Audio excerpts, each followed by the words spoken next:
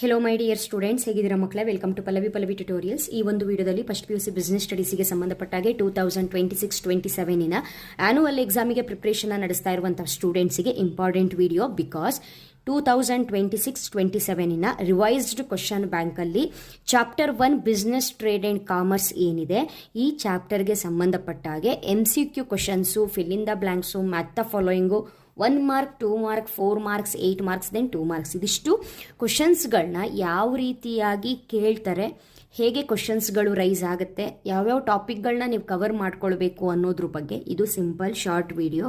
ಈ ಒಂದು ಚಾಪ್ಟರ್ಗೆ ಸಂಬಂಧಪಟ್ಟಿರೋ ಹಾಗೆ ಡೀಟೇಲ್ ಇನ್ಫಾರ್ಮೇಷನ್ನ ನಾನು ಲಾಂಗ್ ವಿಡಿಯೋದಲ್ಲಿ ಕೊಟ್ಟಿರ್ತೀನಿ.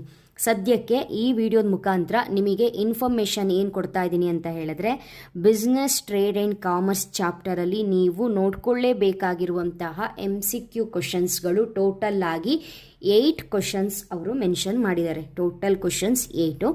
ಸೊ ಆ 8 ಕ್ವಶನ್ಸು ಕೂಡ ಇಲ್ಲಿದೆ. ಅದಕ್ಕೆ ವಿತ್ ಆನ್ಸರ್ಸ್ ನಾನು ಅಲ್ಲಿ ಕೊಟ್ಟಿದ್ದೀನಿ, ಮಾರ್ಕ್ ಮಾಡಿದ್ದೀನಿ. ಇದಿಷ್ಟು ಕ್ವಶನ್ಸ್ ಆಗಿರುತ್ತೆ. ಸೊ ಇದನ್ನು ಎಕ್ಸ್ಪ್ಲೈನ್ ಮಾಡಿದ್ದೀನಿ ಲಾಂಗ್ ವಿಡಿಯೋದಲ್ಲಿ, ಓಕೆನಾ? ಇದ್ರ ಜೊತೆಗೆ fill in the blanks questions 6 questions ಇದೆ. ಗೊತ್ತಿದೆ ನಿಮಗೆ, fill in the blanks questions ಎಕ್ಸಾಮಿಗೂ ಕೂಡ ಬ್ರಾಕೆಟಲ್ಲಿ ಆನ್ಸರ್ಸ್ನ ಕೊಟ್ಟಿರ್ತಾರೆ, ರೈಟ್ ಆನ್ಸರ್ನ ಸೆಲೆಕ್ಟ್ ಮಾಡಿ ಬರೀಬೇಕು. ಹಾಗಾಗಿ ಫಿಲ್ ಇನ್ ದ ಬ್ಲ್ಯಾಂಕ್ಸ್ ಕ್ವಶನ್ಸ್ಗಳನ್ನ ನೋಡ್ಕೊಳ್ಳಿ. ಅದೇ ರೀತಿ math the following topic. So ಇಲ್ಲಿ ಯಾವ ಒಂದು ಕ್ವಶನಿಗೆ ಏನು ಆನ್ಸರ್ ಆಗುತ್ತೆ ಅನ್ನೋದನ್ನು A ಪಾರ್ಟಲ್ಲಿರುವಂಥ ಕ್ವಶನ್ಸಿಗೆ B ಪಾರ್ಟಲ್ಲಿರುವಂತಹ ಆನ್ಸರ್ನ ನಾನಿಲ್ಲಿ ಮಾರ್ಕ್ ಮಾಡಿದ್ದೀನಿ. ಇದ್ರ ಜೊತೆಗೆ 1 ಮಾರ್ಕಿನ ಕ್ವಶನ್ಸು ಟೋಟಲ್ 10 ಕ್ವಶನ್ಸ್ ಇದೆ. ಹಾಗೆ 2 ಮಾರ್ಕ್ಸಿನ ಕ್ವಶನ್ಸು 9 ಕ್ವಶನ್ಸ್ ಇದೆ. Very important. Then first chapter ಅಂತ ಬಂದಾಗ ನೋ ಡೌಟ್ 4 ಮಾರ್ಕ್ಸ್ ಆ್ಯಂಡ್ 8 ಮಾರ್ಕ್ಸಿನ ಕ್ವಶನ್ಸ್ಗಳು ರೈಸ್ ಆಗೇ ಆಗುತ್ತೆ. ಅದರಲ್ಲೂ ಕೂಡ ವೆರಿ ಇಂಪಾರ್ಟೆಂಟ್ ಕ್ವಶನ್ಸ್ ಯಾವುದು ಅನ್ನೋದನ್ನು ಅವರು ಮೆನ್ಷನ್ ಮಾಡಿರ್ತಾರೆ. ಬಟ್ ಇಲ್ಲಿ ನಿಮಗೆ 4 ಮಾರ್ಕ್ಸಿನ ಕ್ವಶನ್ಸು ಯಾವುದೇ ಕ್ವಶನ್ಸಿನ ಇಲ್ಲಿ ಕೇಳಲ್ಲ ಅನ್ನೋದನ್ನು ಮೆನ್ಷನ್ ಮಾಡಿದ್ದಾರೆ. ಬಿಕಾಸ್ ಪಾರ್ಟ್ ಸಿಯಲ್ಲಿ ಯಾವುದೇ ರೀತಿಯ ಕ್ವಶನ್ಸ್ಗಳು ಇಲ್ಲಿ ಮೆನ್ಷನ್ ಮಾಡಿಲ್ಲ. ಡೈರೆಕ್ಟಾಗಿ ಪಾರ್ಟ್ ಡಿ ಟಾಪಿಕಲ್ಲಿ ಬರುವಂತಹ ಕ್ವಶನ್ಸ್ಗಳನ್ನ ಮಾತ್ರ ಇಲ್ಲಿ ಕವರ್ ಮಾಡಿದ್ದಾರೆ. ಸೊ ನೀವು ಟೆಸ್ಟ್ ಆಗಿರ್ಬೋದು, ಎಕ್ಸಾಮ್ ಆಗಿರ್ಬೋದು, ಈ ಹಿಂದೆ 4 ಮಾರ್ಕ್ಸು 8 ಮಾರ್ಕ್ಸಿಗೆ ಇಲ್ಲಿ ಪ್ರಾಕ್ಟೀಸ್ ಮಾಡಿರ್ತೀರಿ. ಬಟ್ ಇವಾಗ 8 ಮಾರ್ಕ್ಸಿನ ಕ್ವಶನ್ಸ್ಗಳು ಏನಿದೆ ಅನ್ನೋದನ್ನು ನೋಡ್ಕೊಳ್ಳಿ.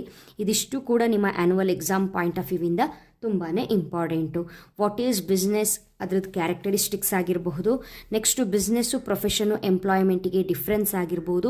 ಇಂಡಸ್ಟ್ರಿ ಅಂತ ಹೇಳಿದ್ರೆ ಏನಂತ ಬರೆದು ಇಂಡಸ್ಟ್ರಿ ಚಾರ್ಟನ್ನು ಬರೆದು ಅದನ್ನು ಎಕ್ಸ್ಪ್ಲೈನ್ ಮಾಡಬೇಕಾಗಿರುತ್ತೆ 3rd ಕ್ವಶನ್ನಿಗೆ.